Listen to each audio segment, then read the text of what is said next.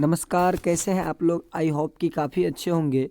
तो देखिए, आज ट्वेल्थ का हिंदी बुक जो है आपका, ट्वेल्थ का हिंदी सेशन जो है आपका, हिंदी सेशन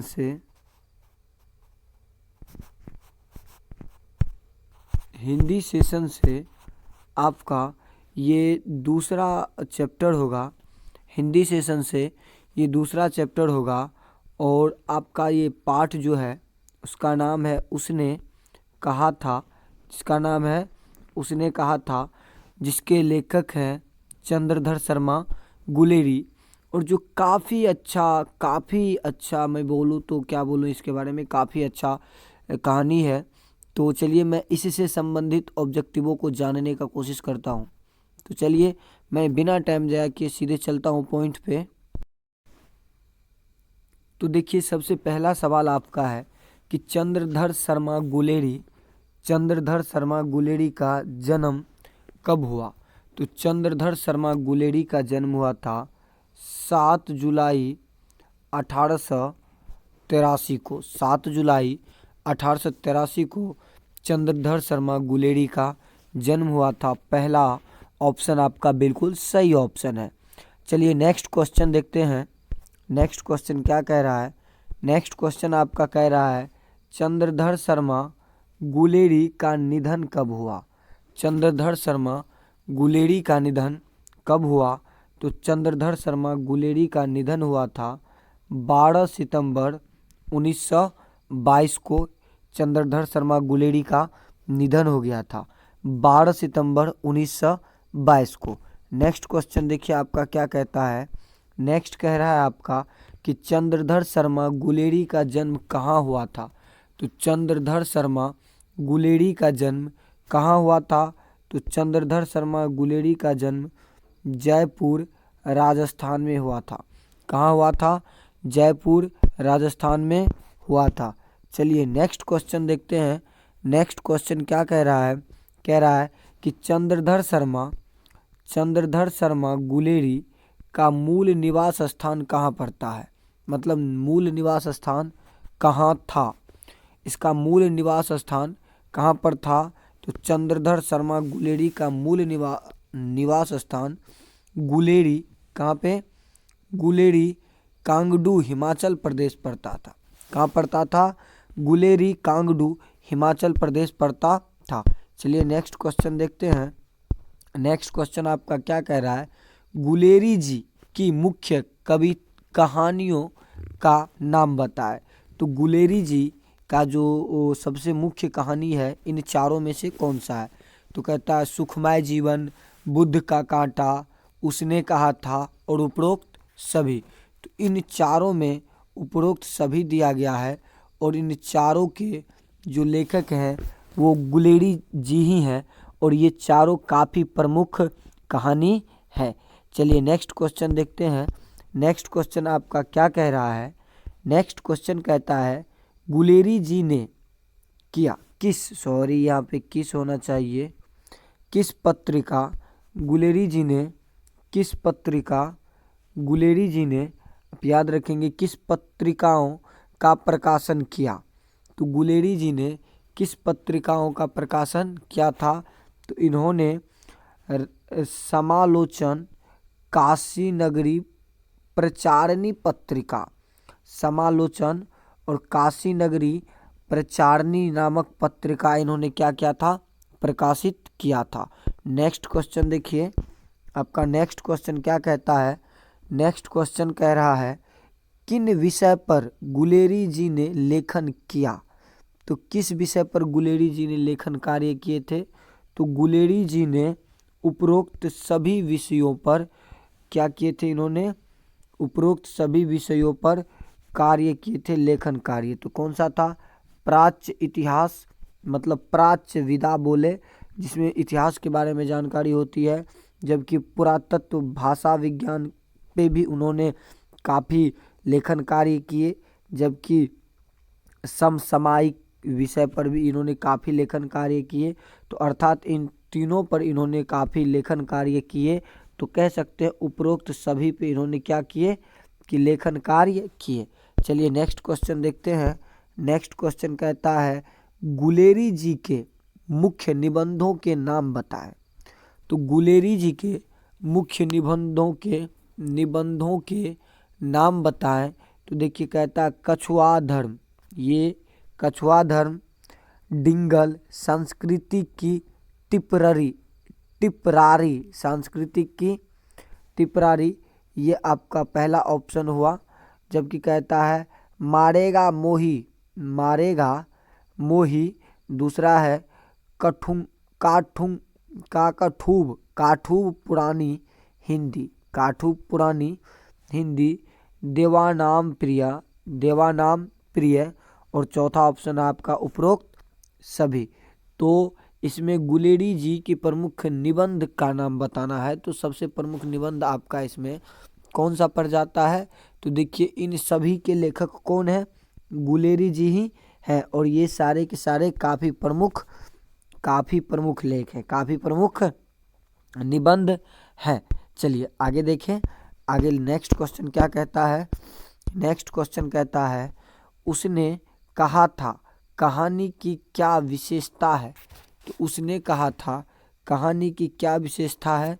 तो देखिए इसमें एक दिव्य प्रेम की बातें कही गई है, इसमें युद्ध की बातें भी कही गई है, और प्रेम पर बलिदान देने की चर्चा भी किया गया है। तो उपरोक्त तीनों विशेषता इस कहानी का पड़ जाता है। नेक्स्ट क्वेश्चन देखिए आपका क्या कहता है?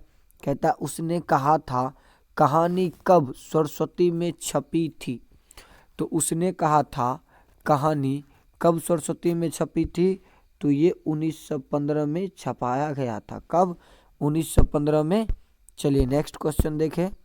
नेक्स्ट क्वेश्चन आपका क्या कहता है? देखिए नेक्स्ट क्वेश्चन कहता है उसने कहा था कहानी किस दृष्टि से मील का पत्थर मानी जाती है?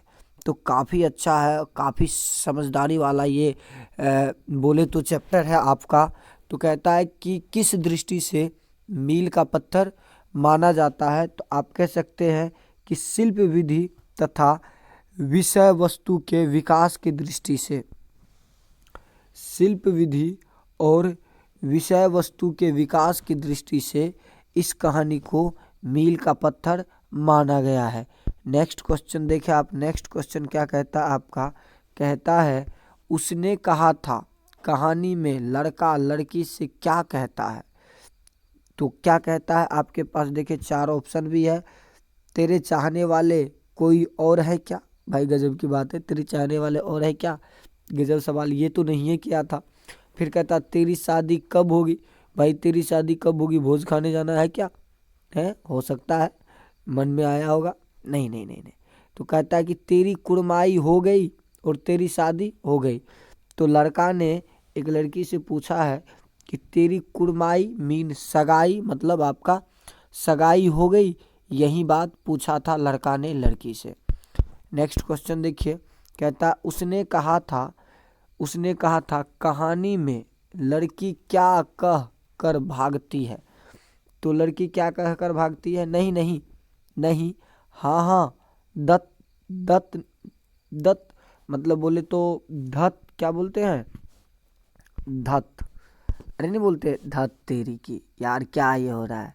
तो दत्त नहीं, आप धत याद रखें। धत बोल करके लड़की क्या होती है? भाग जाती है।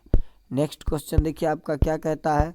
नेक्स्ट क्वेश्चन कहता है कि किस पाठ में आया है राम राम यह भी कोई युद्ध और यह भी कोई लड़ाई है? यह बात, यह लाइन किस पाठ में आया है? तो देखिए यह लाइन किस पाठ में आया है? उसने कहा था किस पाठ से संबंधित है? उसने कहा था पाठ से संबंधित है। चलिए नेक्स्ट क्वेश्चन देखें। नेक्स्ट क्वेश्चन कहता है किस पाठ में आया है जारा क्या है? मौत है, और अमोनिया से मरने वाले को मुरब्बे नहीं मिलते। निमोनिया से मरने वाले को मुरब्बे नहीं मिलते। यह बात किस कहानी में कहा गया है? किस कहानी में यह लाइन उल्लेखित है? तो आपको पता होना चाहिए यह लाइन उसने कहा था में उल्लेखित है। नेक्स्ट क्वेश्चन देखिए, नेक्स्ट क्वेश्चन आपका क्या कहता है। नेक्स्ट क्वेश्चन आपका, मैं थोड़ा जूम आउट कर दूँ इसे, कुछ ज़्यादा बड़ा है क्वेश्चन। तो देखिए नेक्स्ट कहता है कि किस पाठ में आया है मृत्यु के पहले स्मृति बहुत साफ हो जाती है। बात भी बिल्कुल सही है भाई साहब, कि जब मृत्यु नज़दीक आता है किसी का तो उसका जो होता है कि स्मृति काफ़ी साफ हो जाता है। जन्म भर की घटना एक एक करके सामने आती है। आप अपने जीवन में कौन से अच्छे कर्म किए हैं और कौन से बुरे कर्म किए हैं, सब आपको दिखेगा। सारे दृष्टि के रंग साफ होते हैं, सारे दृष्टि के रंग साफ होते हैं। जो भी आप देखिएगा वो बिल्कुल साफ रंग में देखिएगा। समय की धुंध बिल्कुल उस पर से हट जाती है। और समय की धुंध क्या होता है, मरने वाले इंसान के ऊपर से हट जाता है, कहता हट जाती है। अब यह बात किस पाठ में आया है, तो कहता बुद्ध का कांटा पाठ में आया है, या फिर आप देखिए बुद्ध का कांटा पाठ में आया है, या फिर सुखमय जीवन में आया है, या फिर उसने कहा था, या इनमें से कोई नहीं। तो यह बात किस पाठ में उल्लेखित है, तो यह बात उल्लेखित है उसने कहा था पाठ में। किस पाठ में, उसने कहा था पाठ में यह बात उल्लेखित है। चलिए नेक्स्ट क्वेश्चन देखते हैं। नेक्स्ट क्वेश्चन आपका क्या कहता है, जरा देखिए। नेक्स्ट क्वेश्चन कहता है किस पाठ में उदित है अब तो हार में यह आम खूब फलेगा। चाचा भतीजा दोनों यहीं बैठकर आम खाना, जितना बड़ा भतीजा उतना ही बड़ा, उतना ही यह आम है, उतना ही यह आम है। जिस महीने में उसका जन्म हुआ था उसी महीने में मैंने इसे लगाया था। यह लाइन किस पाठ से संबंधित है, तो ऑप्शन में आपका रोज है, सुखमय जीवन, बुद्ध का कांटा और उसने कहा था। तो यह लाइनें किस पाठ से संकलित है, उसने कहा था पाठ से संकलित है। चलिए नेक्स्ट क्वेश्चन देखें। नेक्स्ट क्वेश्चन कहता है किस पत्र ने उसने कहा था कहानी में कहा, और अब जाओ तो कह देना कि मुझे जो उसने कहा था मैंने कर दिया। यह बात किस पत्र ने कहा, मतलब किस पत्र ने इस बात को उजागर किया। तो आपको पता होना चाहिए कि इस बात को उजागर करने के लिए लहना सिंह का पत्र था। वो जो पत्र था वो किसका पत्र था, लहना सिंह का पत्र था। नेक्स्ट क्वेश्चन देखिए। नेक्स्ट क्वेश्चन कहता है आपका छाबरी वाले शब्द का क्या अर्थ है।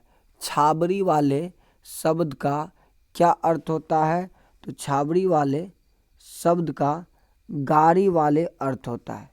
क्या अर्थ होता है, गाड़ी वाले। नेक्स्ट क्वेश्चन देखिए। नेक्स्ट क्वेश्चन आपका कहता है लारी होड़ा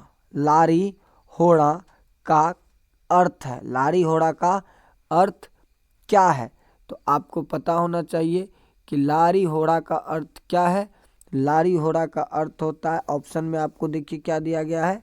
पहला कहता है स्त्रियां तर्पण की अधिकारिणी, दूसरा कहता है स्त्रियों के लिए अपमान सूचक, तीसरा कहता है स्त्री के लिए आदर सूचक शब्द है, या फिर गवार स्त्री है।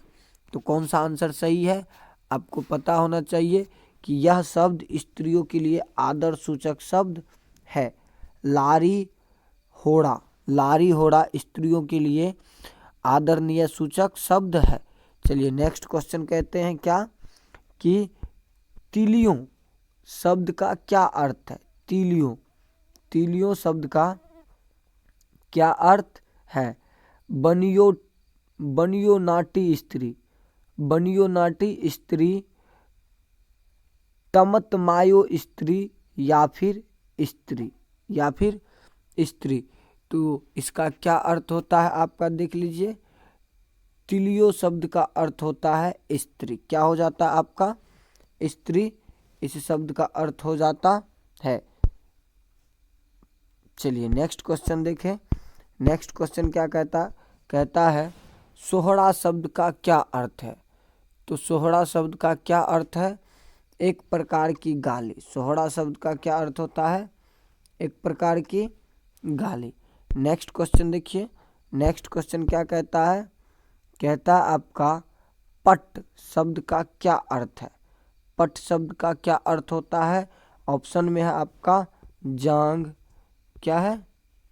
ऑप्शन में आपका दिया गया है, देखिए यहाँ पे थोड़ा जूम कर दूं। हाँ, ऑप्शन में आपका काफ़ी कुछ दिया गया है। जांघ, पर्दा, कपड़ा या ठेहुना। ठेहुना जिसे कहते हैं, तो इसमें कौन सा ऑप्शन सही है? तो आप देखिए, ये आपका ऑप्शन नंबर ए, पट का अर्थ होता है जांघ। क्या हो जाता है? जांघ हो जाता है। चलिए नेक्स्ट क्वेश्चन देखते हैं। नेक्स्ट क्वेश्चन कहता है किस पाठ में उदित है हाँ देश क्या है स्वर्ग है। हाँ देश क्या है? तो देश स्वर्ग है। यह बात किस पाठ में उदित है? तो यह बात किस पाठ में उदित है? तो यह बात उसने कहा था पाठ से उदित है। चलिए नेक्स्ट क्वेश्चन देखते हैं। नेक्स्ट क्वेश्चन क्या कहता है? नेक्स्ट क्वेश्चन कहता है उसने कहा था शीर्षक कहानी के रचयिता का क्या नाम है। तो उसने कहा था शीर्षक कहानी के रचयिता का नाम चंद्रधर शर्मा गुलेरी है। क्या नाम है? चंद्रधर शर्मा गुलेरी। चलिए नेक्स्ट क्वेश्चन देखते हैं।